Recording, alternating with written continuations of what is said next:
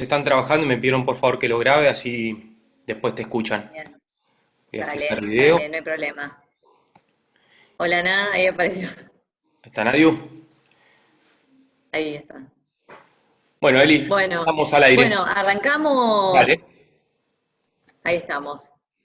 Bueno, gracias por participar. Yo tenía una presentación armada, en base a eso me pueden ir preguntando, o si quieren lo dejamos más para el final y demás, como para hablar un poco del control que deberíamos todos tener antes de hacer alguna actividad física. Les comparto, a ver. ¿Dónde está?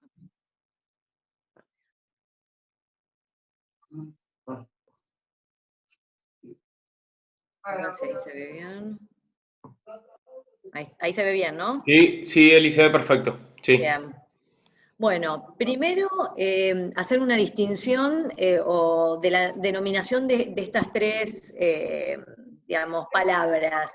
¿Qué es la actividad física? ¿Qué es el ejercicio? ¿Y qué es el deporte? Y después subclasificarlo. Eh, en realidad, muchas veces se toma como sinónimo a estas palabras para que tengan una noción. Actividad física es cualquier movimiento que va a generar un gasto de calorías o un gasto energético, con lo cual hacer cualquier actividad en la casa, moverse un poco, hacer jardinería o caminar al almacén, por decir un ejemplo, es una actividad física. El ejercicio ya tiene una estructuración o una repetición en el entrenamiento, una periodicidad que lo hace que sea planificado y no es una actividad como las que recién les nombré, una actividad física que no tiene una continuación. Y el deporte es un ejercicio porque es planificado, es estructurado, se repite, tiene una progresión en el tiempo, pero generalmente en el deporte o hay reglamento, o hay una competencia, o hay otros objetivos por detrás. En general, al deporte es al que nosotros clasificamos en competitivo, o lo que muchas veces lo que le puede sonar, yo acá ya les pongo todo, el recreativo o el recreacional. En realidad nosotros podemos clasificarnos como deportistas en, si hacemos competitivo de alto rendimiento, ahí tenemos en realidad más bien al atleta que compite y que está en alguna federación o en la liga a nivel, compite a nivel nacional o internacional. Y muchos de nosotros lo que hacemos, o podríamos ponerlo ahí a Oski, básicamente, y el resto, que hacemos actividad física o hacemos deporte, mejor dicho, de manera recreativa, podemos tomarlo con un fin competitivo o hasta competir en nuestra disciplina y ser muy bueno y hacer una alta intensidad, o no hacerlo competitivo. En realidad la diferencia es que el competitivo de alto rendimiento sí tiene una alta exigencia, generalmente puede ser también el trabajo de una persona, y hay una exigencia cardiovascular mucho más al límite, ¿no? Acá probablemente haya un entrenamiento que sea diario, doble turno, a veces 3 turnos, y prácticamente 6 días de la semana, por lo menos. O va, por lo menos no, depende de la disciplina. Y lo que son recreativos, podemos nosotros hacer un deporte que sea competitivo, que igual tiene su exigencia, su entrenamiento periódico e intenso, eh, pero generalmente no están involucrados factores laborales o profesionales. Y en el recreacional no competitivo es donde se prioriza más la salud. Muchos hacemos deporte, no nos, digamos, no sé, no hay intención de competencia, y en realidad lo que queremos hacer es una actividad que sea saludable y demás. Dicho esto, en realidad, ¿por qué tendríamos que hacer una evaluación, digamos, pre-competitiva que le decimos, o predeportiva? Bueno, en realidad, muchos de nosotros y muchas personas empiezan a hacer o deporte con mucha exigencia, de alta intensidad, a veces sin haberse controlado en mucho tiempo antes o años previos, sin tener ningún control médico y sin saber en qué estado de salud se encuentran. Acá tal vez pongo imágenes más de CrossFit, lo que es levantamiento de peso, que parece como más exigente, pero no necesariamente es más exigente, lo que hay es más influencia de la fuerza. Ahora, el ciclismo también, por ejemplo, es una actividad que es más dinámica y cíclica, y donde puede haber una alta exigencia en los entrenamientos o en una competencia. Entonces, ojo marcar un poco después, digamos, el límite de tiempo, de distancias, la intensidad con la que se hace digamos, la práctica deportiva, va a variar en cada persona.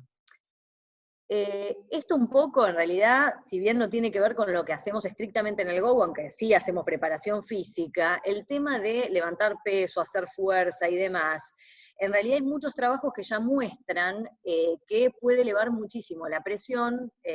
Hay valores, en general los trabajos más o menos concuerdan que se puede llegar a 25, 250, 120 de presión, o sea, esto es la máxima y esto es la mínima, pero hay trabajos que muestran también bastante más, pero son estudios que hay que hacerlos invasivos midiendo la presión intraarterial, entonces hay que hacer punciones en la arteria para poder medirlo bien. Entonces, un poco la pregunta que uno se puede hacer es qué pasa con los hipertensos que empiezan a hacer deporte, o que levantan mucho peso, o que hacen una alta exigencia. ¿Quiere decir que no pueden hacer ese deporte o cualquier ejercicio que elijan hacer? No. En realidad lo importante es hacerlo de manera controlada, que uno tenga los factores o los controles hechos para saber que si alguien es hipertenso, puede haber acá varios que puedan tener hipertensión arterial, y que si están controlados en reposo, uno puede hacer una práctica deportiva sin riesgos. Siempre en el ejercicio la presión arterial va a aumentar por el esfuerzo. Ahora lo que uno espera es que ese aumento sea bien progresivo, sea gradual, no haya un aumento brusco y no se lleguen a valores tan elevados. O sea, ahí es donde la ergometría o los estudios previos podrían ayudarnos a mejorar estos aspectos. Y después, a ver, esta cuestión de que cada vez más gente más añosa hace deporte y lo hace a una intensidad importante. También, la edad es una limitante, y yo diría que si alguien no se controla, no tiene ningún chequeo y demás, sí, si no, en realidad la edad por sí no es limitante. Acá yo puse la pregunta, el límite acá lo marca la edad, el esfuerzo o el médico que dice, bueno, estás muy grande, esto no lo podés hacer, porque eso pasa mucho también. Y acá en realidad lo importante es, si es una persona que tiene controles adecuados, tiene un chequeo cardiológico normal, viene entrenando, entonces está adaptado, tiene un nivel de entrenamiento acorde para realizar esa actividad deportiva, no tendría por qué tener mayores riesgos o limitarse, ¿no?, de la actividad deportiva. Y en realidad, ¿cuáles son los riesgos que podemos tener en el deporte? Yo acá enumeré algunos. Bueno, haciendo énfasis en el chequeo médico para poder determinar algunas cosas que no están controladas y que nos permitirían hacer un deporte seguro, porque no nos excluirían de la práctica deportiva. Sí, sí está controlado todo y lo podemos hacer con seguridad y sin riesgos. Realizar deporte no acorde al nivel de entrenamiento, que es lo que yo más insisto, en no hacer un esfuerzo extraordinario o mayor al que realmente el cuerpo puede tolerar o está adaptado, mejor dicho. Y este es un punto importante de no realizar deporte con fiebre, con cuadros gripales activos o infecciosos activos, dolor de pecho, algún dolor raro, cefaleas, esto bueno, depende, porque la cefalea puede ser algo más inocuo, ser una mínima cefalea, que es un dolor de cabeza, o ser algo más importante, o sea, habría que prestarle atención. Estado gripal lo mismo, diarrea en realidad en el caso de un cuadro gastrointestinal agudo, en este caso más que nada porque si tenemos una diarrea importante por un cuadro así agudo, sí probablemente haya deshidratación y haya más riesgos a hacer la práctica deportiva ya empezando deshidratados. Y en la recuperación de una enfermedad médica o quirúrgica, no sé, hay gente que tal vez no terminó de recuperarse de alguna lesión, sea de menisco, se operó de apendicitis, lo que fuera, y apurar los tiempos de recuperación, ¿no? Esas son cosas que parecen obvias, pero a veces uno, bueno, en el entusiasmo de querer volver rápido al deporte, bueno, muchas veces probablemente no tenga en cuenta o piense en la seriedad de esto. Y por otro lado, bueno, lo que es el calor extremo, mal manejo de la hidratación. Si hay fiebre también puede haber deshidratación, o sea, por eso la fiebre o tener una infección que no se sabe o que esté activa, no, o sea, la verdad es que ahí es muy importante frenar de la práctica y realizar deporte post ingesta inmediata, porque ahí en realidad Lo que pasa es que el flujo de sangre que va a estar irrigando a todos los órganos, haciendo la digestión, probablemente, o sea, no vamos a poder tener el flujo de sangre que necesitamos para los músculos, para mantener un esfuerzo si está repartido en los órganos digestivos, haciendo la digestión, y en los músculos. No solo va a caer el rendimiento, a veces puede generar vómitos y mucho malestar. La verdad es que llegar al desmayo no es lo recomendable, por eso la importancia de lo que marcan siempre también las nutricionistas, de 1 a 4 horas antes hacer la colación o la alimentación que sea antes del entrenamiento, pero tener 1 hora para dar lugar al vaciado gástrico. Y bueno, lo que es realizar deporte sin un buen descanso, esto, bueno, muchas veces uno saltea horas o puede pasar en algún momento, pero tratar son las horas que el cuerpo se recupera, eh, con lo cual tratar de evitar estar con 4 o 5 horas y salir a entrenar fuerte, una ingesta de alcohol reciente. Esto yo en realidad lo pensaba para probablemente el sábado a la noche, si alguien tuvo algún evento y el domingo hay fondo. Eh, digamos, también acá Nunca hay que pasó tener eso, en cuenta, quede tranquilo. ¿sí? Nunca Hay pasó. que tener en cuenta porque también genera mayor deshidratación, además, el alcohol. Eh, y bueno, y el riesgo ni hablar, ¿no? Sobre todo en bici y demás, ¿no? Si no se limpió el efecto del alcohol todavía. Eh, y después, si yo quiero hacer un deporte seguro, teniendo en cuenta estas cuestiones, digamos, es peligroso tener algún síntoma, algo que aparezca, no sentirme bien y seguir por esta cuestión de no puedo parar. Siempre es importante, en realidad cada uno se conoce, conoce, digamos, qué síntomas o qué es lo que siente con cada entrenamiento. Entonces, la importancia de, bueno, hacer un stop si es necesario. Eh, y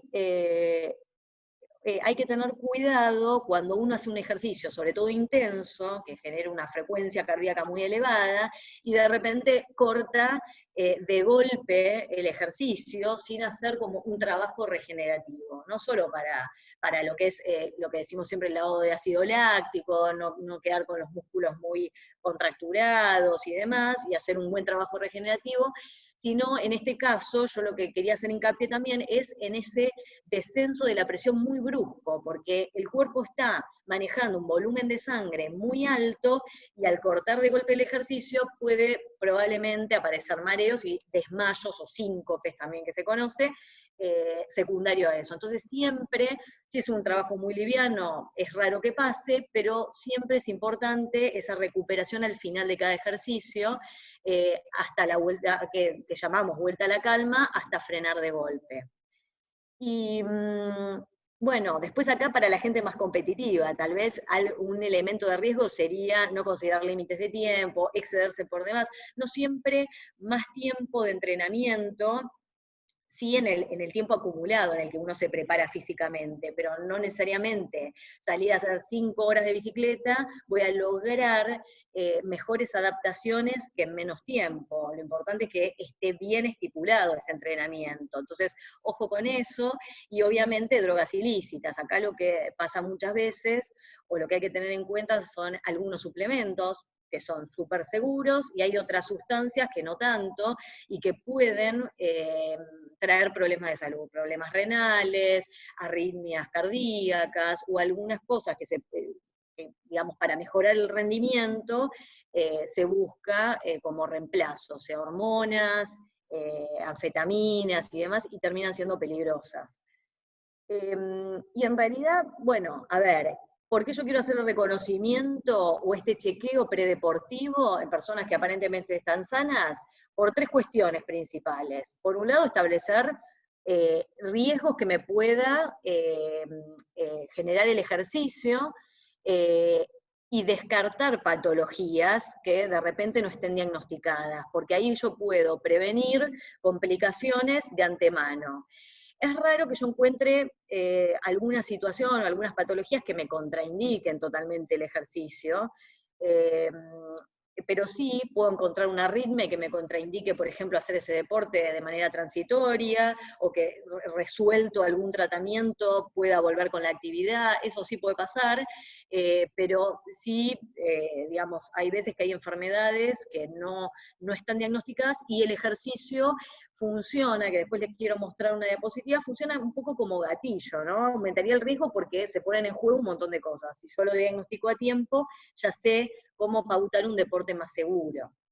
Y por otro lado, hoy en día no es menor el tema de, bueno, los requisitos legales, si bien, bueno, hay muchos lugares que todavía no se pide, pero que en general se está haciendo mucho hincapié en gimnasios, en centros deportivos y demás, en que, digamos, se hagan los controles periódicos, generalmente se pide anualmente, por una cuestión también legal, ¿no? De protección para la persona y también de amparo legal.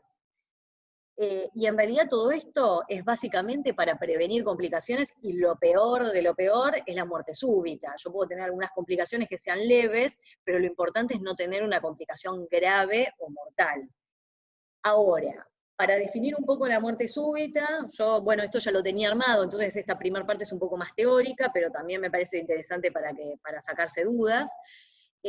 La muerte súbita es la muerte de una persona que está aparentemente sana, que ocurre rápido, o sea, o súbito, inesperado, y de causa natural. O sea, acá no hay un traumatismo, no hay un golpe, no hay, no sé, no hay nada traumático, o como dice ahí, violento, sino que es de causa natural. Y generalmente puede ocurrir de manera súbita, sin síntomas previos, o puede ocurrir con síntomas previos que generalmente están descritos, cuando se hicieron registros y demás, se constató que las personas que habían fallecido de esta manera habían tenido algún síntoma raro en la hora previa a que les pase esto.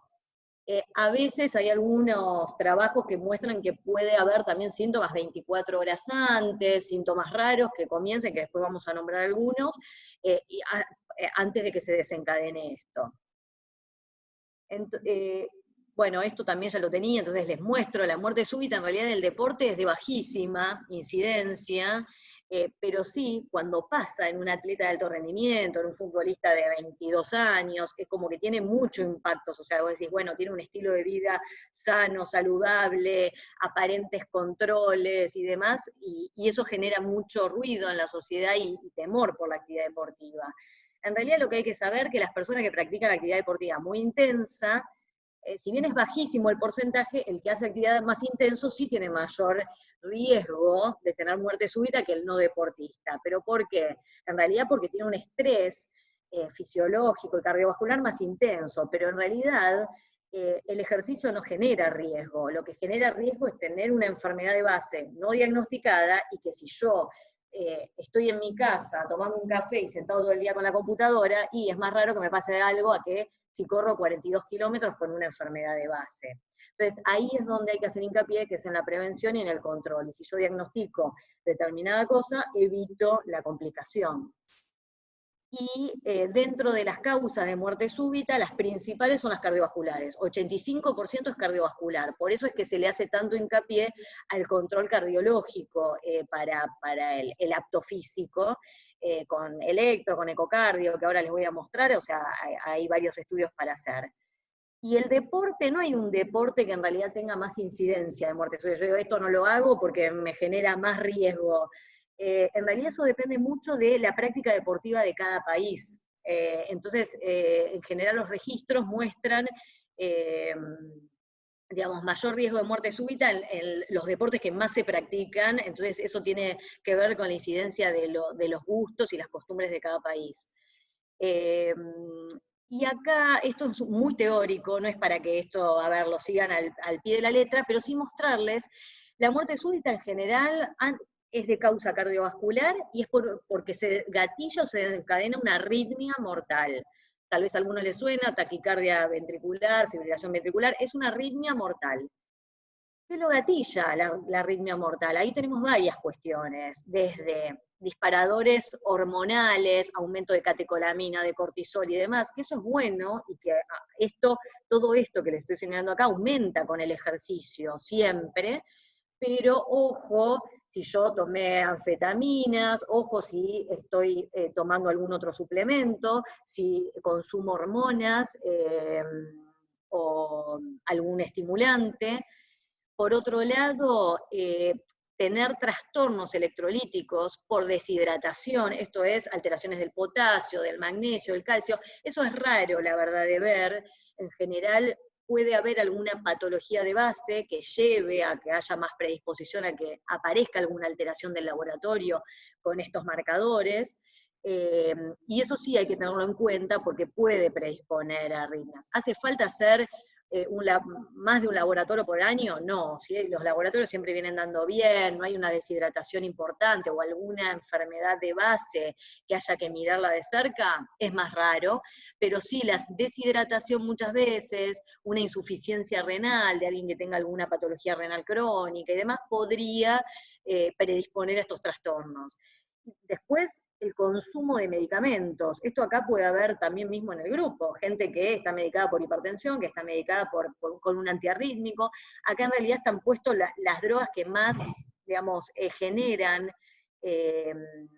diuréticos, que generan deshidratación sobre todo, y que pueden alterar o predisponer a alguna arritmia. Esto quiere decir que todos los que tomen antiarrítmico, todos los que tomen algo para la presión van a tener una arritmia. No, para nada. Sí hay que tener en cuenta cuando hay mucha conjunción de medicamentos, monitorearlo y tener los controles, que esto se puede seguir tranquilamente con un electro, con un holter y que no haya riesgos. Ojo, bueno, estimulantes, consumo de otras cuestiones, que bueno, mucho no ahondo en esto.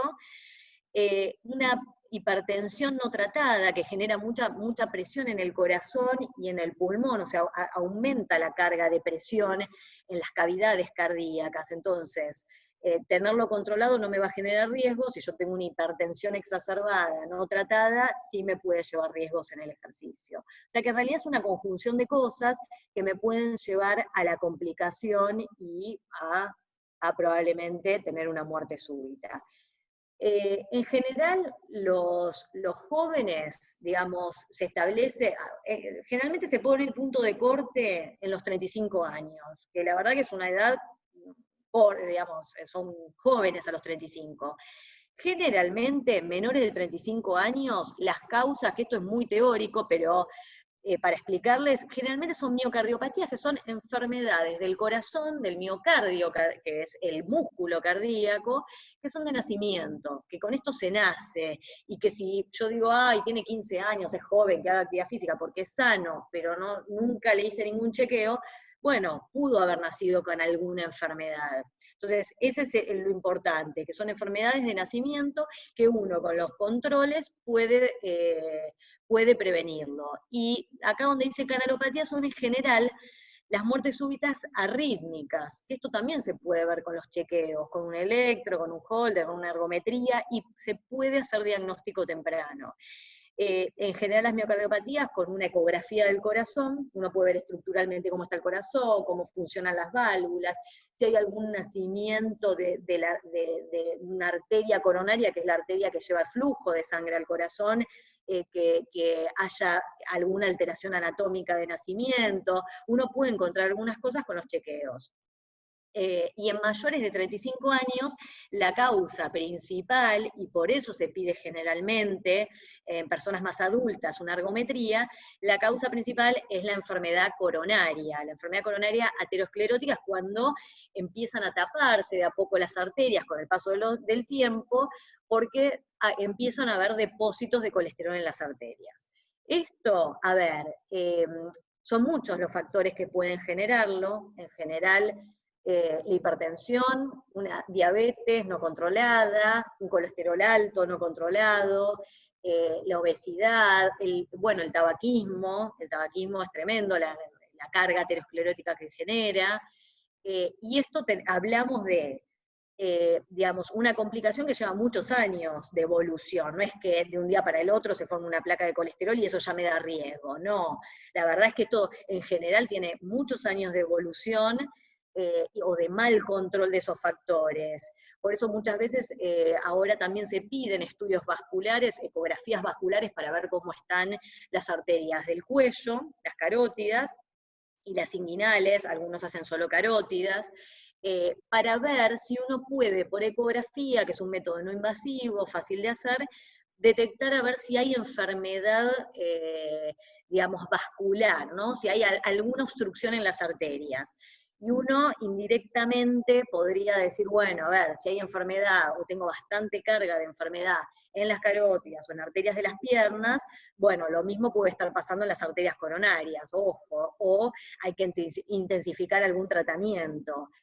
Pero como les decía, tiene que haber un monto alto de esta carga de placas de colesterol para que realmente tenga un peso importante. Si uno esto lo tiene controlado, lo sigue en el tiempo, y si es necesario lo medica, no habría riesgos. Entonces, importante para prevenir muerte súbita, hacer este reconocimiento cardiológico, que se llama predeportivo, precompetitivo, preparticipación deportiva, son los mismos términos, con un examen médico y estudios complementarios, que eso depende mucho de los antecedentes de la persona. En realidad, hoy en día está muy de moda esta cosa de voy, me hago el chequeo rápido, me hago todo, amortizo la obra social y no sé, ¿viste? Y aprovecho y me lo hago completo y yo me quedo tranquila. Bueno, yo como médica también me quedo tranquila si lo tiene completo. Ahora sí es cierto que hay estudios que tal vez no son estrictamente necesarios en algunas personas, o hacerlo sistemáticamente todos los años, pero bueno, ahí hay que conocer un poco también, o tener un seguimiento de la persona y decir, bueno, este año con esto estamos bien. Eh, Otra cuestión es, para prevenir la muerte súbita también, conocer las maniobras de RCP, ¿no? De reanimación cardiopulmonar. Acá, bueno, yo sé que en otros momentos han tenido estas charlas, tal vez, bueno, está bueno siempre repetir porque también ingresa gente nueva. Acá lo importante que tienen que tener en cuenta, sin ahondar demasiado en este tema, es, si yo sé hacer las maniobras, si no sé hacer, a ver, hay gente que se anima y gente que no se anima, pero digo, aunque no sepa hacer bien la técnica, siempre va a ayudar, o siempre, digamos, va a ser mejor que no hacer nada. Entonces, en realidad lo importante hoy en día se sacó un poco de la importancia lo que es la respiración boca a boca, y lo más importante, si yo encuentro una persona que no responde, no reacciona, no le encuentro el pulso, o no me contesta y está inconsciente, empezar en lo que es el masaje cardíaco, porque lo importante es generar, yo con el masaje y apretando el tórax, lo que hago es que, digamos, el corazón, que está teniendo una arritmia que puede ser mortal si no lo saco a tiempo, no se contrae, o está parado y tiene una sistolia y el corazón directamente está parado, o se contrae mal. Entonces, con mi masaje, lo que hago es que el corazón pueda bombear por esa compresión que yo le hago de afuera y pueda mantener un flujo de sangre circulando en el cuerpo. Entonces le llega sangre a los órganos, le llega sangre al cerebro, hasta que llegue la ambulancia y llegue un servicio médico, digamos, más avanzado para terminar la atención. Pero fíjense que en realidad hoy en día se le hace hincapié, el primer dibujito que aparece acá es el llamado telefónico, porque yo, aunque le ponga toda la mejor voluntad, puedo tener suerte, empezar un masaje que la persona reaccione y se recupere y pueda esperar tranquila la ambulancia, pero también, digamos, generalmente lo que lo saca de la arritmia mortal es el desfibrilador, ¿no? La cardioversión eléctrica. Entonces, si yo hago un llamado rápido, porque yo empiezo el masaje a los 2, 5 minutos, 10 minutos, me voy a agotar y si nunca llega la ambulancia, perdí tiempo. Entonces, siempre, si encuentran a alguien en la calle, si pasan algún entrenamiento, deleguen a alguien, le gritan a alguien que llame a la ambulancia y ustedes empiezan cualquier cosa con la maniobra, pero que ya no hayamos perdido minutos de llamar a un servicio de emergencias. Y por último, bueno, otra manera de prevención es hacer estudios poblacionales, hacer registros nacionales. Esto la verdad es que nosotros nos basamos en la estadística internacional, no tenemos buenos registros en nuestro país lamentablemente, pero se está trabajando en ese tema para poder hacer prevención, ¿no? En base a cómo se dan las muertes súbitas en nuestro país. Bueno, venimos bien de tiempo. En realidad, esto es también, como les decía, como yo esto lo tenía armado, es un poco teórico, pero para contarles, en general, cuando todas las sociedades del mundo recomiendan el chequeo médico antes de hacer un deporte, Estados Unidos lo que recomienda es examen físico, hacer una historia clínica con el paciente y nada más.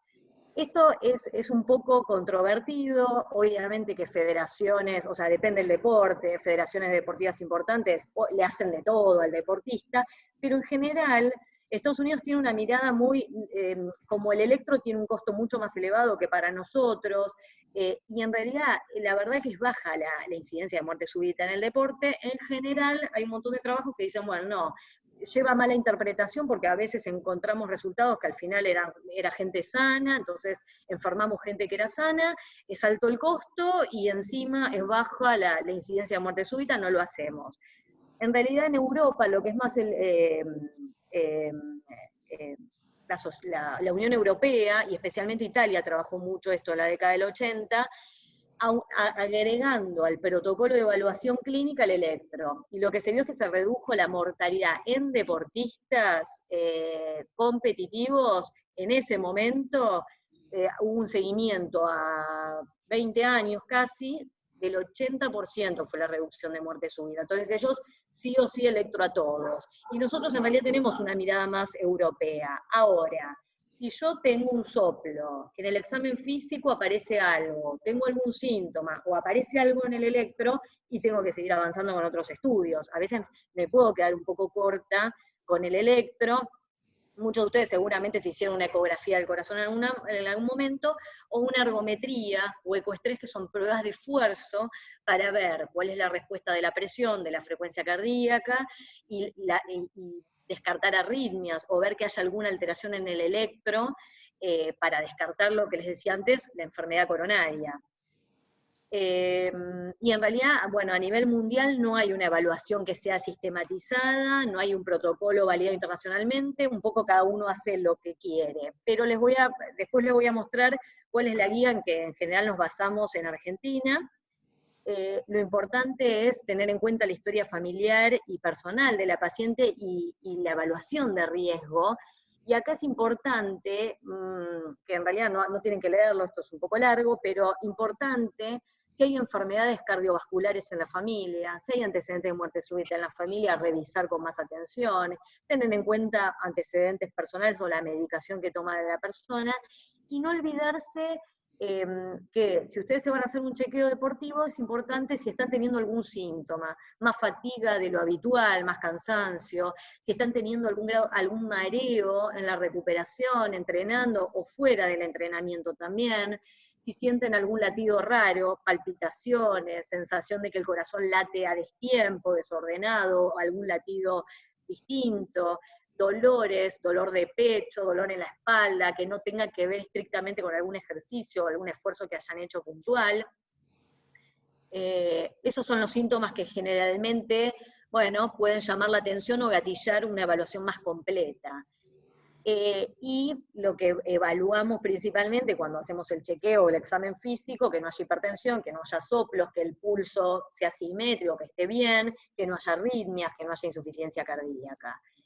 Ahora, según la actividad deportiva que vamos a realizar, a veces el tipo de disciplina, bueno, es importante tenerlo en cuenta, qué nivel de esfuerzo va a hacer esa persona en la semana, o qué nivel o volumen de entrenamiento, y la intensidad. Y en general, los ejercicios dinámicos, que son, esto en general, porque esto uno no puede decir que tal ejercicio es solo dinámico y el otro es solo estático, o uno es muy aeróbico y el otro solo es de fuerza muscular y anaeróbico. No, en realidad todos los ejercicios son una conjunción. Hay algunos que tienen más predominio que otros. En general, como les decía la otra vez, los que hacemos, digamos, deporte en el Go, running, ciclismo, triatlón, en general son deportes o ejercicios más dinámicos. Y ahí nosotros tenemos un gran consumo de oxígeno y mucha sobrecarga que dice ahí de volumen. ¿Por qué? Porque son ejercicios que generan mucho flujo de sangre en el corazón y mucha movilidad de volumen, ¿sí? Que estamos hablando básicamente de volumen sanguíneo. En cambio, un ejercicio que es más de fuerza, o como está puesto acá más estático, hay mayor aumento de presión arterial probablemente, y mayor sobrecarga de presiones en el corazón. Esto lo digo porque muchas veces en un chequeo médico nos podemos encontrar con una ecografía del corazón que muestra que hay agrandamiento de cavidades, y uno dice, ay, tenés corazón de atleta, o a alguno le debe sonar el término, o en general puede haber adaptaciones por el deporte que sean normales o que sean fisiológicas, y que sean esperables por la actividad y la intensidad del deporte que practica esa persona. Y puede ser o que se agrande alguna cavidad cardíaca, o que haya un engrosamiento de la pared del corazón, ¿no? Del músculo cardíaco. Y hay un límite en el cual nosotros podemos observar que eso es totalmente fisiológico, es totalmente esperable y es adaptativo por el deporte. Pero sí, yo lo que puedo diagnosticar es si hay un engrosamiento de la pared del corazón muy importante, si hay una dilatación muy importante acorde a la actividad física que hace, y ahí es donde yo puedo hacer diagnóstico de algunas enfermedades, que ahí probablemente están las enfermedades congénitas o de nacimiento que yo les mencionaba. Después hay muchas situaciones que están medio limítrofes y tal vez necesitamos otros estudios, una resonancia cardíaca o alguna otra evaluación, para terminar de definir si esto es realmente fisiológico y es adaptativo, o hay alguna cosa que haya que prestarle más atención.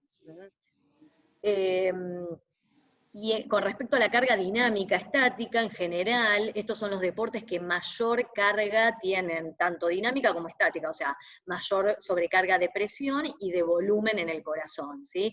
Y en general acá el atletismo, el ciclismo, el remo, digamos, los que están acá numerados, hay algunas otras clasificaciones que puede haber algún deporte que esté, digamos, tal vez que acá esté nomenclado acá y pueda pasar a estático alto, pero en general estas son las disciplinas que mayor sobrecarga al corazón generan.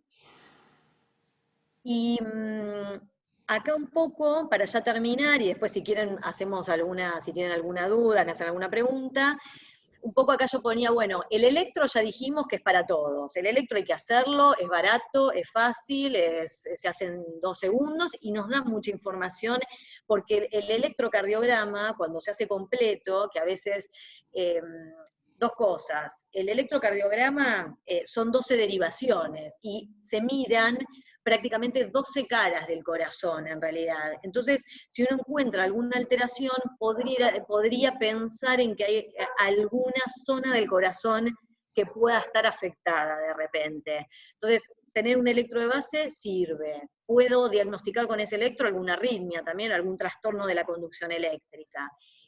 Y acá, y ya dijimos que se lo hacíamos a todos, el ecocardiograma, todos deberían hacérselo. En realidad el eco, la ecografía del corazón para mirar cómo está estructuralmente, en general, a ver, si es un deportista de alto rendimiento, y la verdad es que ahí no voy a escatimar en un estudio, porque sé que tiene un estrés físico muy importante, Oski, que entrena y compite internacionalmente, y que de repente, bueno, tiene una demanda cardiovascular más importante, yo te señalo, espero que tengas un ecocardio hecho. No hace falta tal vez hacerlo todos los años, pero sí periódicamente uno sabe que, bueno, hay deportistas de mayor intensidad que, bueno, está bueno seguirlos un poco más de cerca con algunos estudios.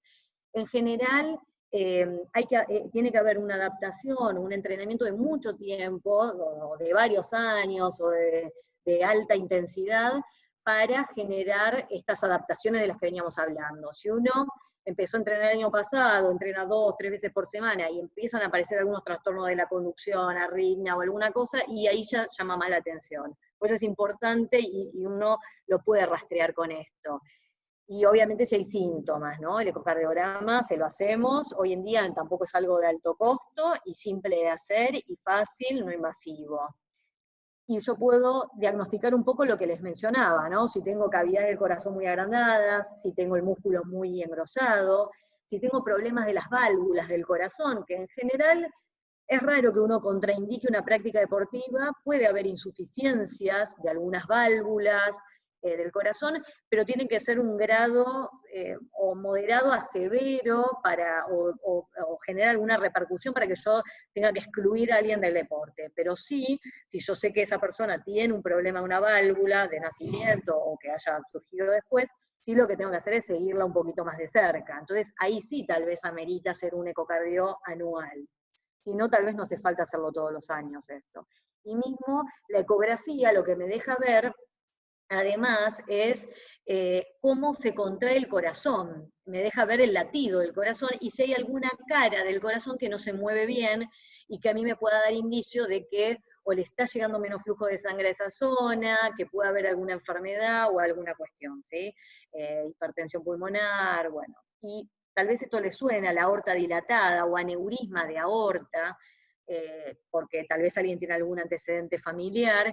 Esto en general, con un ecocardiograma, uno puede ver la salida de la arteria que sale del corazón. La gran arteria es la aorta, que termina dando todas las ramas y arterias al resto del cuerpo para llevar el flujo de sangre. Y eso se puede ver con una ecografía, cómo está el nacimiento. Después hay algunos aneurismas de aorta que son abdominales, que habría que verlo con una ecografía abdominal. Y esto en general, si no es algo de nacimiento, hay que prestar mucha atención en las personas tabaquistas, que pueden, digamos, no todo tabaquista va a generar un aneurisma de aorta, para nada, pero sí hay una incidencia un poquito más alta, sobre todo con tabaquismo de mucho tiempo, ¿no? Y la ergometría nos sirve para desenmascarar síntomas, para descartar arritmias o para ver si hay algún problema coronario. Esto no es importante que lo sepan, solo para mostrarles que los estudios que yo pido dependen de la edad, que más o menos se clasifican hasta los 35 años, de 35 a 50 y más de 50, y el nivel de exigencia. ¿Sí? Si es competitivo de alto rendimiento, si es recreativo y demás, para yo pedirle. Ahora, la ergometría en general dijimos, mayores de 35 años, siempre hay que pedirla.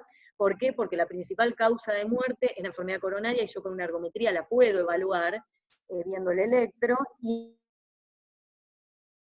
en menores, en realidad, si son de alto rendimiento, o la pido, por ejemplo, en alguien que tiene 30 años, pero que fuma, que es obeso, o que tiene hipertensión, y tiene algún factor de riesgo cardiovascular que amerite ahondar un poquito más en los estudios. Pero esto en realidad es importante saber que, digamos, es bastante individualizado, tal vez no hace falta hacer esto todos los años, y sí el médico sabe bueno, qué necesita esa persona para ese momento para ser bien evaluada. Y como conclusión, importante en realidad para hacer deporte seguro, buena alimentación, buena hidratación, controles, el reloj no es porque se tiene que salir a comprar un reloj para monitoreo de frecuencia cardíaca, pero el que lo tiene bienvenido sea, y tal vez si no por pulso o por la percepción de los latidos, yo sé si estoy entrenando y si de repente tengo una taquicardia, un aumento de la frecuencia cardíaca que tiene relación con el esfuerzo que estoy haciendo en ese momento, o si de repente tengo una taquicardia exageradísima y que no es normal. Entonces ahí vale mucho también la percepción y conocerse, ¿no? Y síntomas que puedan aparecer nuevos en el transcurso del tiempo. El corazón es por el control médico, vamos a hacer deporte seguro si tenemos estos chequeos hechos. Y importante, si tengo una lesión que no está totalmente curada o rehabilitada, esto es importante porque, digamos, podemos terminar de lastimarnos más. Entonces, lo mismo de antes, parece algo, digamos, obvio, pero a veces es importante respetar los tiempos de recuperación.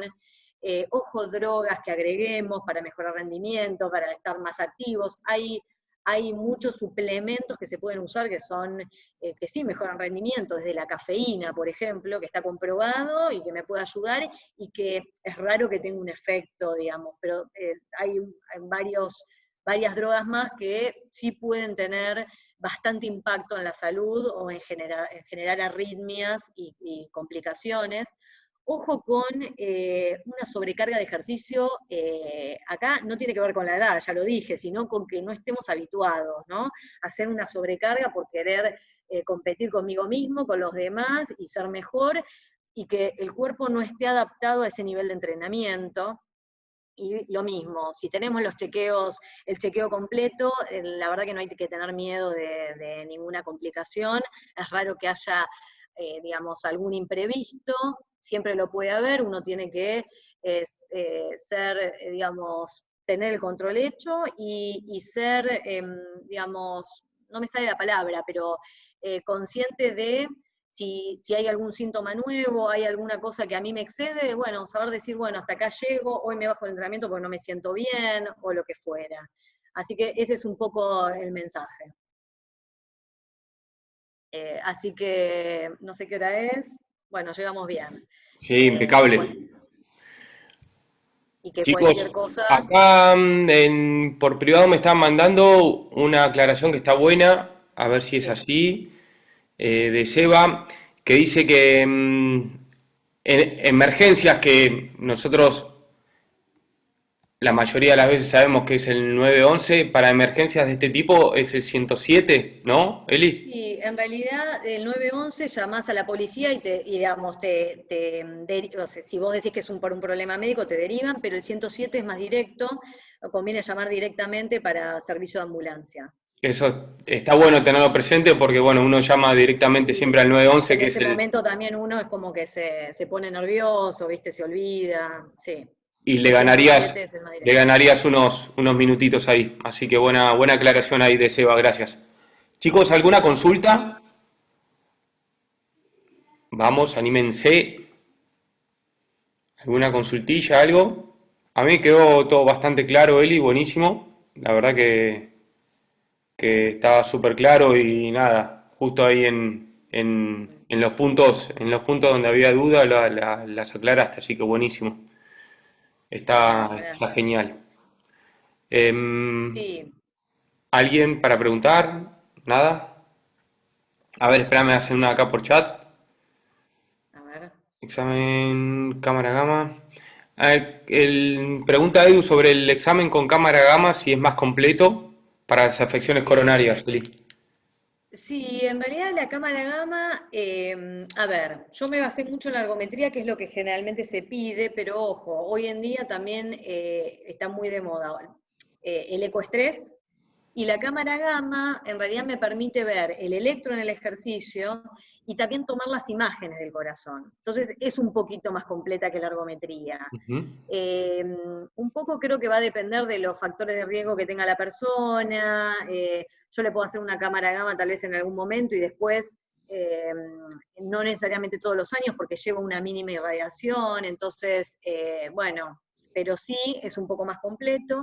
El ecoestrés es un poquito más completo también, porque en realidad uno ve el electro, pero con el ecoestrés también se va mirando en el momento del ejercicio cómo se contrae el corazón. Entonces, eso también nos da la pauta de alguna zona que no se contraiga bien o lo que fuera, entonces tener las imágenes también del corazón es un poquito más completo que la ergometría. Sí, Perfecto. pero es lo mismo, los dos estudios serían para descartar lo que es la enfermedad coronaria.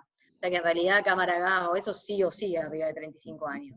Deportivamente hablando, sería como más aconsejable el ecoestrés, ¿no? Sí, sí, más que me parece que si uno confía, digamos, en el que se lo hace, en el operador, es súper completo, no es invasivo, no hay radiación. En ese sentido, yo prefiero más el ecoestrés. A veces sí, la cámara gamma, digamos, hay algunas dudas que a veces la cámara gamma está bueno tener porque lo que mira es un poco la perfusión de los pequeños vasos sanguíneos. Entonces, tiñe, pasa que es un poquito más invasivo porque hay que poner una vía, se pone un radiotrazador que tiñe el músculo del corazón, es como que lo capta, y se toman unas imágenes como si fuera una tomografía. Entonces uno puede ver alguna cosa cuando a veces hay alguna duda puntual. El ecoestrés en realidad están al mismo nivel de diagnóstico de enfermedad y no es invasivo, no tenemos esa Ujú. parte de radiación y de que haya que pincharse. Así que sí, el ecoestrés es Edu lo mejor. que pasa es que quiere convertirse en el increíble Hulk. No, pasa que hay gente también, hay médicos que le gusta más uno, hay médicos que le gusta más otro, entonces tal vez sí, pero los dos son válidos. Ahora, en un chico de 20 años, si yo se lo quiero hacer para hacerlo completo, le pido la ergometría. Tal vez ahí no necesito hacerle un estudio como el ecoestrés, salvo una sospecha puntual. Si no, la verdad es que ahí sí me sirve la ergometría sola. Perfecto. Clarísimo. ¿Alguno más? Dami, ¿estás mirando atentamente? ¿Sí? Dale, abrí. Sí, ¿qué tal? Buenas tardes. Eh, lo mío es una pregunta un poco más técnica. Eh, ¿Qué frecuencia, o sea, cuántas compresiones para un masaje cardíaco habría que darle a un chico? O En sea, general, recuerdo el ritmo de un adulto, me ha tocado situaciones de tener que hacerlo, pero no recuerdo el de los niños. De los niños, en realidad, lo que se hace es menos compresión, pero la frecuencia es lo mismo, son ¿La 100 por frecuencia es la misma? minuto. Ok. Sí, es 100 compresiones por minuto. No pasa nada si no tenés exacto, pero, o sea, es bastante rápido. Es 1, 2, 3, 4. Sí es importante, que esto está bueno tener la práctica porque es difícil de explicar, que cuando uno hace la compresión, tampoco se tiene que apurar y hacer y no dejar que el tórax se levante, ¿no? Porque el bombeo del corazón uno permite, si lo aprieta y suelta, si no es como que está todo el tiempo también comprimido. Entonces, Sí, ese sí, movimiento sí es importante. es la bomba que, digamos, uno Sí, hace que fluya la sangre, sí. este, Y en tal general, cual. y después en los bebés, en vez de con toda la mano, se puede hacer con los dedos, pero en general las Sí, sí, son frecuencias es siempre lo mismo, sí, 100 bárbaros. por minuto. Gracias. No, no. Perfecto. Bien. ¿Alguno más? Fera Murri, vos, no sé por dónde andabas, que te vi ahí conectado. Estoy acá, estoy acá. No, todo bien, la verdad que nada más reforzarlo todos los años. A mí el cardiólogo me manda el ecoestrés, me lo hace Ujú. hacer. Yo tengo una extrasístole de no me acuerdo la parte del corazón ahora, Ventricular o y que es auricular. benigna, por suerte, porque desaparece con el esfuerzo. Entonces, Ah, pero siempre estoy tomando una pastilla y todos los años me lo hace hacer y realmente una de las cosas que más me llamó la atención, lo que vos dijiste de los controles, yo no me controlaba. Una vez jugué a la pelota después de una noche, un sábado que me había pasado de copas, jugué sí. deshidratado y cuando volví a jugar a la pelota me dio un síncope vagal. Después ahí en el vestuario, y ahí fue por esa situación que Empezaste descubrieron toda la todo esto que evaluación. yo tenía en el corazón, si no, no me hubiera dado cuenta. Sí, sí, en general el riesgo tiene que ver con la conjunción de cosas, lo que decías, tal vez mal dormir, habías tomado alcohol, deshidratado, o lo que fuera, o ejercicios muy fuertes, pero sí, en realidad lo importante es que uno puede prevenir estas complicaciones haciendo un chequeo, tal vez estrictamente no todos los años, algo que haya algo para mirar puntualmente, pero por lo menos cada 2 años tener un electro. Hay cosas que uno puede pedir todos los años, por lo menos si no están con síntomas, un examen físico, un electro, y otras cosas que puede pedir un poco más espaciadas, pero que se pueden prevenir, y vos ahora estás controlado, haciendo deporte seguro, ya tratado, o sea que en realidad ese es el mensaje. Tal cual. Y Fer, vos, eso que te agarró fue antes de empezar a entrar en bici. Sí, yo tenía 25, 26 años, jugaba a la Perfecto. pelota todos los domingos con mis amigos y había salido de copas el sábado anterior, había comido mal, estaba mal, me llamaron para jugar a la pelota, yo dije que sí, fui a jugar a la pelota, jugué un partido y cuando llegué al otro día me agarró un síncope y ahí me hicieron todo tiltés, me hicieron Sí. electrofisiogramas, Todo. corazón, todo, para ver dónde Sí, estaba porque la cuando alguien situación. llega al desmayo es como que hay que estudiarlo todo, Sí, más en porque el Claro, deporte, si haciendo igual, actividad física te desmayaste, claro, claro. y, Entonces ahí fue donde descubrieron todo este quilombo. claro. Pero ya estoy controlado, estoy con médicos, todos los años me manda. Mm, Ahí se encontró lo de la extrasístole, que es benigna, porque en reposo el mm, corazón no tiene un ritmo normal. A veces se para y hace 2 veces más rápido, más lento. En reposo hace sí. eso, pero en carga se mantiene bien y todos los ensayos que me están haciendo todos los años, no hay evolución. Por eso el cardiólogo me pide todos los años que haga un electro, Sí, las un ecoestrés. extrasístoles son frecuentes de encontrar, y eso que vos decís de que las tenés más en reposo que cuando haces actividad física, también habla de un comportamiento más benigno, y por eso también te dejan hacer actividad física sin ninguna restricción, pero eso tenés que tener la seguridad de que vos también a la persona la seguís en el tiempo y que le siguen dando los estudios bien y que si le haces una prueba de esfuerzo no tiene ahí ninguna arritmia, con lo cual, tal cual, es bastante frecuente encontrar y no hay que, digamos, alarmarse, pero sí terminar de estudiarlo bien. Sí, el mensaje fue, que a mí me lo encontraron de casualidad eso, yo lo tenía y no sabía que lo tenía. Sí. Me lo encontraron a través de todos esos estudios, si no, no hubiera salido. Perfecto. Sí, no, seguro. Gracias, Fer. Buenísimo. Muy bien. Muy buena la charla. Bueno, gracias. Edu, Un poco teórica, pero no, bueno, pero estas charlas son así, hay que escucharte, que vos sos la que sabés y después a nosotros hacer las preguntas. Tenemos una consulta acá también de Edu. Edu, si querés abrir el parlante y la haces, no hay ningún problema. Hola, ¿qué tal? ¿Cómo están? ¿Me escuchan? ¿cómo estás? Sí, perfecto. Bien, perfecto. No, a ver, yo cuando era chico, tipo 15, 16 años, me hicieron el primer estudio de corazón y en principio se habían asustado porque encontraron que era más grande de los parámetros habituales para los chicos de mi edad. Esto siguió siendo, obviamente, nunca sea chico, ¿entendés? Y en los últimos exámenes que vine haciendo, siempre detectan como el corazón es más grande. En principio no parecería ser ningún tipo de patología, pero me quedaba esta cosa de que lo llaman como el corazón del deportista, de que Sí. por el uso o por el bombeo excesivo, que sé yo, como que se va agrandando. ¿Esto es beneficioso o es contraproducente? Quizás en el deporte puede llegar a ser un momento bueno, pero digo, a futuro, no sé, tener un corazón, imagino que al ser más grande necesita latir menos veces en frecuencia para desparramar la Mira, cantidad de sangre. sí, hay algunos aspectos que digamos, se le dice corazón de atleta por estos cambios que sí terminan siendo beneficiosos para el rendimiento.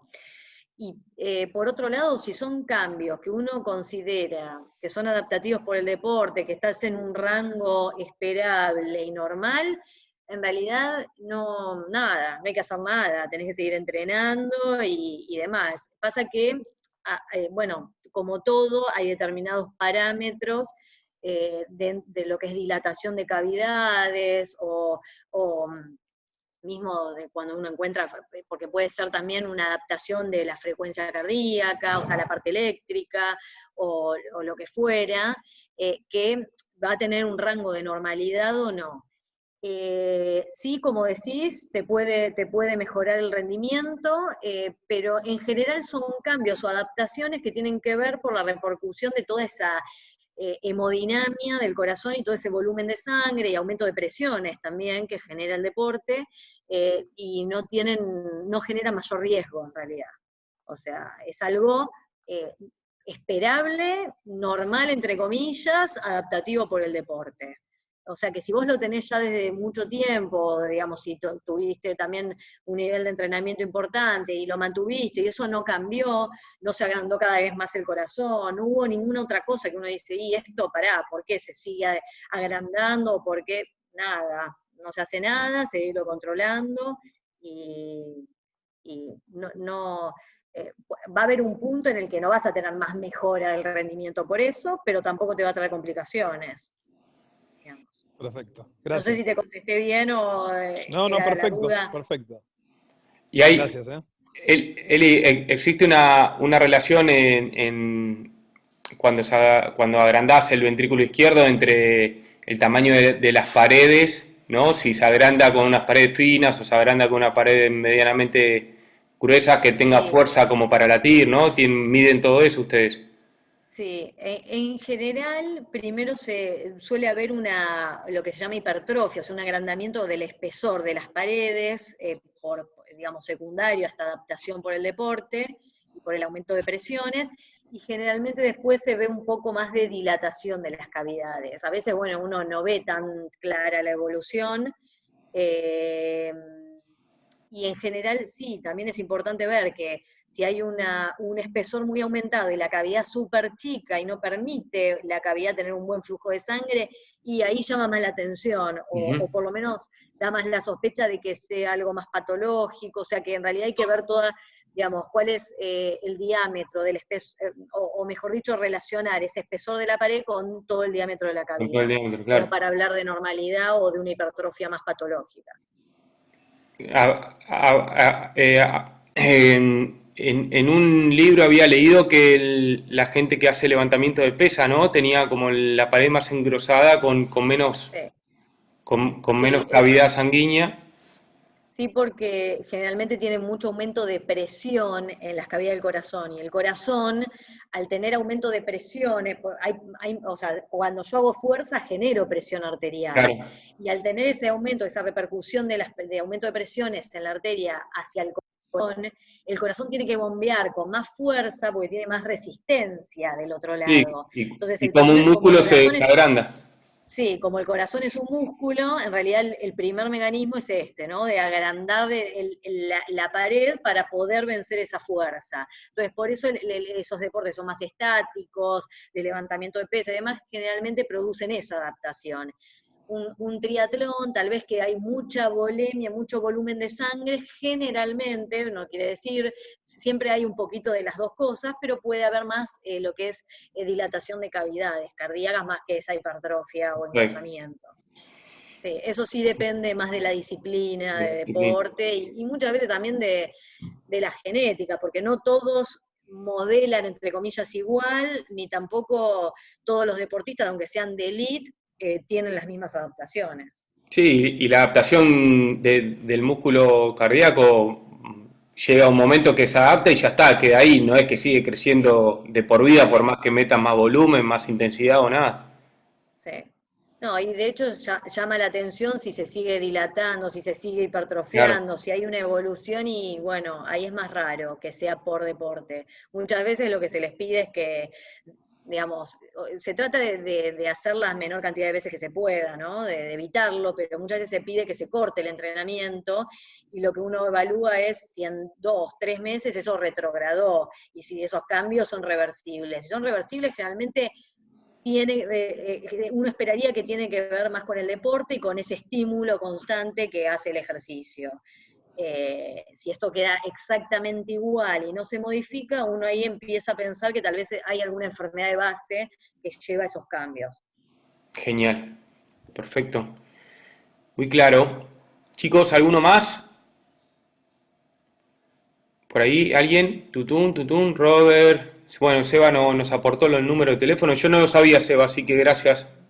Sí. Me vino genial. Paulo, ¿cómo estás? ¿Por ahí? ¿Bien? ¿Alguna consulta? Bien, ¿cómo están? No, tal vez es obvia la pregunta o también tonta. Todo Cuando sirve. cuando pasa el famoso se te apagó la tele, que generalmente ocurre en los deportes de levantamientos olímpicos, ¿es porque ya no llega más oxígeno o es una defensa del cuerpo? ¿Qué es lo que ocurre dentro? ¿Vos decís más por el tema del desmayo? Sí, exacto. Claro. Sí, bueno, eso depende, digamos, puede haber aumento de presiones o, depende del deporte, también puede haber mucha taquicardia o mucha frecuencia cardíaca, o sea, que tiene que ver con ese esfuerzo exageradísimo o muy intenso, y es como que el corazón no llega, digamos, el corazón, digamos, cuando late, con cada latido manda sangre, pero necesita relajarse para volver a llenarse, para volver a mandar un latido. Si yo estoy latiendo a 180 por minuto, a 200 por minuto, tengo poco flujo que permito que llegue bien a los órganos. Entonces, muchas veces tiene que ver con un hipoflujo cerebral. eh, es raro, si no hay nada patológico, digamos, eh, nada, no hay un colapso adentro de las cavidades del corazón o algo. Generalmente tiene que ver con hipoflujo cerebral por taquicardia, a veces por estímulo neuronal, más que una descarga nerviosa o neuronal que genera ese colapso o ese desmayo. Eh, y si no, bueno, por cambios de presiones en el corazón, como les decía, pero eso es más al finalizar el ejercicio. Si yo cambio muy brusco la presión o el volumen de sangre, esa aceleración y desaceleración sí me hace que tenga un flujo más bajo, el corazón no pueda bombear bien y produce el desmayo. Sí, porque yo lo veo mucho en los levantamientos olímpicos. Muchas veces uno Sí, lo hace como que no pasó nada, va y se sienta en la pesa, como festejando, pero para que nadie lo vea que se está por desmayar en realidad. sí, ahí Sí, por el sobreesfuerzo en general, que puede ser que le haya Por la carga que gatillado llevan. un estímulo neuronal, o, digamos, que le baje de golpe la frecuencia cardíaca o la presión, y si llega a ser digamos, si es realmente alguien de alto rendimiento, de un nivel muy alto y levanta mucho peso, y a veces también tiene estas adaptaciones en el corazón, bueno, podría ser una sobrecarga muy importante intracardíaca, una sobrecarga de presiones muy importante en el corazón. Sí, sí. Buenísimo, gracias. No, de nada. Gracias, gracias Pau. Bueno, perfecto. Bueno, Eli, no, tampoco te queremos... Bueno, espero que haya servido.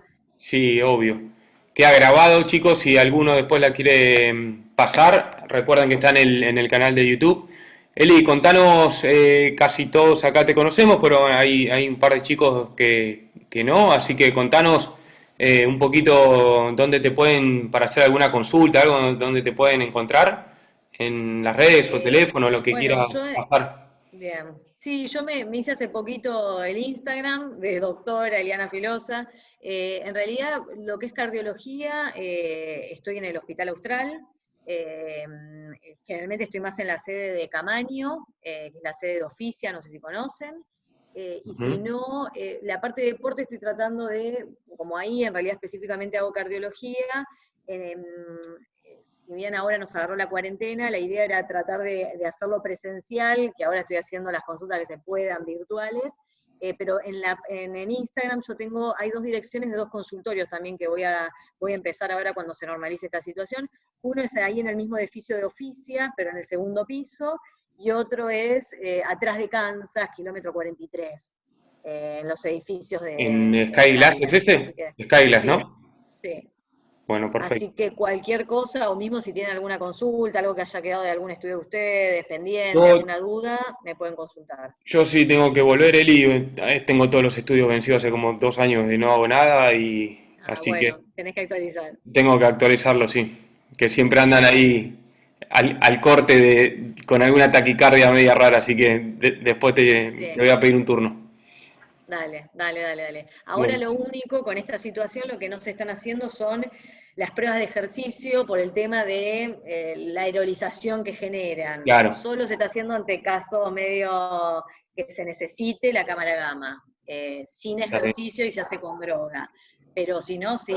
O sea, ni bien esto se empieza a normalizar un Sí, poco, mientras tengan todos los controles al día.